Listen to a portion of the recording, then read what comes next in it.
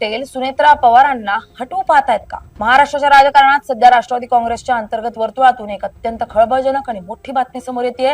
अजितदादांच्या अकाली निधनानंतर पक्षात निर्माण झालेली राजकीय पोकळी भरून काढण्यासाठी एकीकडे प्रयत्न सुरू असतानाच दुसरीकडे अंतर्गत वर्चस्वाची लढाई तीव्र झाली आहे। राष्ट्रवादी काँग्रेसचे ज्येष्ठ नेते आणि राज्यसभा खासदार प्रफुल्ल पटेल हे पक्षाच्या कार्याध्यक्ष पदासाठी जोरदार लॉबिंग करत असल्याची माहिती राजकीय वर्तुळातून आणि सूत्रांकडून समोर आली आहे। सर्वात महत्त्वाची बाब म्हणजे प्रफुल्ल पटेल हे विविध माध्यमांचा आणि दबावाच्या राजकारणाचा वापर करून थेट पक्षाध्यक्ष सुनेत्रा पवार यांच्यावर दबाव निर्माण करण्याचा प्रयत्न करत असल्याच्या चर्चा सूत्रांकडून येत आहेत। पक्षाच्या पुनर्रचनेत प्रफुल्ल पटेल यांना अपेक्षेप्रमाणे राष्ट्रीय कार्याध्यक्ष पद न मिळाल्यानं त्यांच्याकडून या हालचाली वेगानं सुरू झाल्याचं समजतंय। मात्र पटेल यांच्या या दबावाच्या राजकारणाला आणि त्यांना कार्याध्यक्ष पद देण्याला पक्षातील बहुतांश आमदार, ज्येष्ठ नेते आणि प्रमुख पदाधिकाऱ्यांचा तीव्र विरोध असल्याचं समोर येत आहे। अजितदादांच्या निधनानंतर प्रफुल्ल पटेल यांनी पक्षातील इतर नेत्यांना आणि आमदारांना पूर्णपणे अंधारात ठेवून निवडणूक आयोगाशी परस्पर पत्रव्यवहार केल्याची चर्चा आहे आणि हाच मुद्दा सध्या पक्षातील तीव्र नाराजीचं मुख्य कारण ठरलाय। यासोबतच प्रफुल्ल पटेल यांना केंद्रात मंत्रिपद हवं असून त्यासाठीही त्यांच्या स्तरावर जोरदार प्रयत्न सुरू आहेत।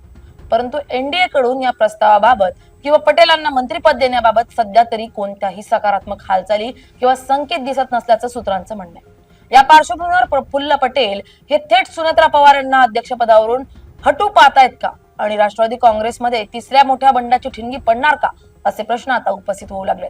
गेल्या काही दिवसात पक्षांतर्गत घडामोडींना प्रचंड वेग आला असून पक्षातील संवाद पूर्णपणे संपल्याची भावना सामान्य कार्यकर्त्यांपासून ते ज्येष्ठ नेत्यांपर्यंत पसरली आहे। प्रफुल्ल पटेल यांनी अलीकडेच पक्षाच्या सद्यस्थितीवर भाष्य करताना पक्षात काही सुधारणात्मक उपाय करण्याची गरज असल्याचे संकेत दिले होते, ज्यामुळे अंतर्गत वादाला अधिक हवा मिळाली। पक्षात सध्या दोन उभे गट पडल्याचं चित्र निर्माण झालंय। एका बाजूला सुनेत्रा पवार आणि त्यांचे सुपुत्र पार्थ पवार आहेत, तर दुसऱ्या बाजूला प्रफुल्ल पटेल आणि सुनील तटकरे हे ज्येष्ठ नेते सक्रिय झालेत। या संघर्षाची पहिली मोठी ठिणगी तेव्हा पडली जेव्हा पक्षाचे माजी राष्ट्रीय सचिव सच्चिदानंद सिंह यांनी सुनेत्रा पवार यांच्या राष्ट्रीय अध्यक्षपदाच्या निवडीला कायदेशीर आव्हान देणारी नोटीस पाठवली। या नोटीसमध्ये सुनेत्रा पवार यांची निवड असंविधानिक आणि पक्षाच्या नियमावलीला धरून नसून ती बेकायदेशीर असल्याचा दावा करण्यात आलाय।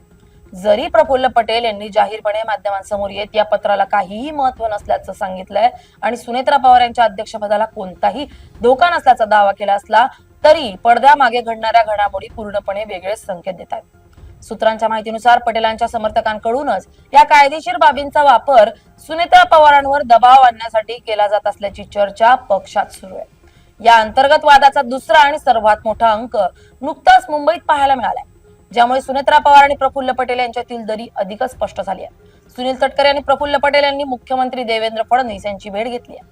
या राजकीय बैठकीची कोणतीही माहिती पक्षाध्यक्ष सुनेत्रा पवार किंवा पक्षाचे सरचिटणीस पार्थ पवार यांना देण्यात आली नव्हती। जेव्हा ही बाब राष्ट्रवादी काँग्रेसच्या कोअर कमिटीच्या बैठकीत समोर आली तेव्हा सुनेत्रा पवार यांनी यावर नाराजी व्यक्त केली आणि सुनील तटकरे, प्रफुल्ल पटेल यांच्याकडे याबाबत स्पष्टीकरण मागितलं। पक्ष नेतृत्वाला पूर्णपणे अंधारात ठेवून भाजपच्या सर्वोच्च नेत्यांशी थेट वाटाघाटी करणं ही गंभीर बाब मानली जाते। या बैठकीनंतर राजकीय वर्तुळात राष्ट्रवादी काँग्रेस पक्षाचे भाजपमध्ये विलीनीकरण होणार किंवा पक्षात पुन्हा एकदा फूट पडणार अशा चर्चांना उधाण आलंय। सुनील तटकरे यांनी ही भेट केवळ त्यांच्या मतदारसंघातील विकास कामांसाठी होती असा दावा करून हा वाद शमवण्याचा प्रयत्न केला असला तरी पक्षाच्या अध्यक्षांना न सांगता मुख्यमंत्र्यांची भेट घेणं हे सुनेत्रा पवार यांच्या अधिकाऱ्यांना आणि नेतृत्वाला दिलेलं आव्हान मानलं जाते। या सर्व वादाच्या मुळाशी प्रफुल्ल पटेल यांची राजकीय महत्वाकांक्षा आणि अजितदादांच्या निधनानंतर त्यांनी उचललेली काही संशयास्पद पावलं असल्याचं बोललं जाते। अजितदादांच्या निधनानंतर अवघ्या 18 दिवसांच्या आत प्रफुल्ल पटेल, सुनील तटकरे आणि ब्रिजमोहन श्रीवास्तव यांनी पक्षाच्या आमदारांना आणि सुनेत्रा पवार किंवा पार्थ पवार यांना कोणत्याही विश्वासात न घेता निवडणूक आयोगाला एक पत्र लिहिलं होतं। या पत्रामध्ये पक्षाच्या घटनेत बदल करून राष्ट्रीय अध्यक्षांच्या अनुपस्थितीत सर्व अधिकार राष्ट्रीय कार्याध्यक्षांकडे म्हणजेच प्रफुल्ल पटेल यांच्याकडे सोपवण्यात यावेत अशी मागणी करण्यात आली होती, असा आरोप रोहित पवारांनी केला। जेव्हा ही माहिती सुनेत्रा पवार यांना मिळाली तेव्हा त्यांनी स्वतः निवडणूक आयोगाला पत्र लिहून या दाव्यांचा विरोध केला होता। या परस्पर पत्रव्यवहारामुळे पक्षातील आमदार आणि ज्येष्ठ नेत्यांमध्ये प्रफुल्ल पटेल यांच्या हेतूंबद्दल मोठी शंका निर्माण झाली आहे। आमदारांचं म्हणणं आहे की जेव्हा संपूर्ण पक्ष अजितदादांच्या निधनाच्या धक्क्यात होता तेव्हा सर्वांना अंधारात ठेवून स्वतःकडे अधिकार घेण्याचा प्रयत्न करणं ही प्रफुल्ल पटेलांची राजकीय खेळी होती। याच कारणामुळे आज पक्षातील बहुतांश आमदारांचा प्रफुल्ल पटेल यांना नव्या रचनेत महत्वाचं किंवा सर्वाधिकार असलेलं कार्याध्यक्ष पद देण्यास तीव्र विरोध आहे. दुसरीकडे प्रफुल्ल पटेल यांना केंद्रातील एनडीए सरकारमध्ये कॅबिनेट मंत्रीपद हवंय. यासाठी त्यांचे प्रयत्न सुरूच आहेत. आता अजितदादांच्या पश्चात पक्षात आपले स्थान बळकट करून आणि भाजप नेत्यांशी जवळीक साधून केंद्रात जागा मिळवण्याचा त्यांचा प्रयत्न आहे. परंतु एनडीए आणि भाजपच्या केंद्रीय नेतृत्वाकडून सध्या तरी प्रफुल्ल पटेलांच्या या मागणीला कोणताही सकारात्मक प्रतिसाद मिळालेला नाही. त्यामुळेच प्रफुल्ल पटेल आता राज्यातील आणि पक्षातील आपली पकड मजबूत करण्यासाठी सुनेत्रा पवार यांच्यावर दबाव आणत असल्याचं बोललं जात आहे. पक्षात सुनेत्रा पवारांचं वाढतं नेतृत्व आणि त्यांचे सुपुत्र पार्थ पवार यांच्याकडे सोपवली जाणारी महत्वाची जबाबदारी यामुळे प्रफुल्ल पटेल आणि जुन्या नेत्यांचा गट अस्वस्थ झालाय. पार्थ पवार यांना पक्षाचे सरचिटणीस केल्यानं प्रफुल्ल पटेल आणि सुनील तटकरे यांचे पक्षावर नियंत्रण कमी झाले असे या गटाचं म्हणणं आहे. आता सर्वात मोठा प्रश्न हा उभा राहतो की प्रफुल्ल पटेल हे सुनेत्रा पवार यांना अध्यक्षपदावरून खरोखरच हटू पाहतायत का? तर प्रफुल्ल पटेल थेट सुनेत्रा पवारांना पदावरून हटवण्याची जोखीम पत्करणार नाहीत.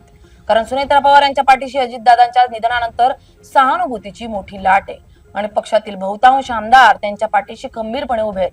परंतु पटेलांचा मुख्य हेतू सुनेत्रा पवारांचे पंख चाटणं आणि त्यांना फक्त नावापुरतं अध्यक्ष ठेवून पक्षाचं सर्व वास्तविक आणि धोरणात्मक अधिकार स्वतःकडे किंवा आपल्या गटाकडे घेण्याचा आहे. निवडणूक आयोगातील पत्रव्यवहार, सच्चिदानंद सिंह यांच्या माध्यमातून आलेली पहिली कायदेशीर नोटीस आणि मुख्यमंत्री देवेंद्र फडणवीसांशी झालेली गुप्त बैठक या सर्व घडामोडी सुनेत्रा पवारांचं नेतृत्व कमकुवत करण्यासाठी आणि त्यांच्यावर दबाव आणण्यासाठी रचलेल्या रणनीतीचा भाग असल्याचं स्पष्टपणे दिसून येते. अजितदादांच्या पश्चात राष्ट्रवादी काँग्रेस पक्षासमोर आधीच अस्तित्वाचं मोठं संकट उभं राहिलंय. महायुतीमध्ये देखील राष्ट्रवादीला दुय्यम स्थान दिलं जात असल्याची आणि अजितदादांकडे असणारे अर्थ मंत्रालयासारखे महत्वाचे खाते सुनेत्रा पवारांना अद्याप न मिळाल्यानं पक्षात नाराजी आहे. अशा नाजूक परिस्थितीत प्रफुल्ल पटेल यांनी सुरू केलेली ही अंतर्गत लॉबिंग आणि दबावाचं राजकारण पक्षाला आणखी मोठ्या संकटात टाकू शकतं. आमदारांचा वाढता विरोध आणि सुनेत्रा पवारांनी घेतलेली आक्रमक भूमिका पाहता प्रफुल्ल पटेल यांचे हे मनसुबे कितपत यशस्वी होतात हे येणारा काळच ठरवेल. मात्र या अंतर्गत संघर्षामुळे राष्ट्रवादी काँग्रेसमधील गटबाजी आता चव्हाट्यावर आली असून आगामी काळातील महाराष्ट्राच्या राजकारणाला ही घडामोड एक नवीन आणि अनपेक्षित वळण देणार हे मात्र निश्चित मानले जाते. Bureau report LS Marathi.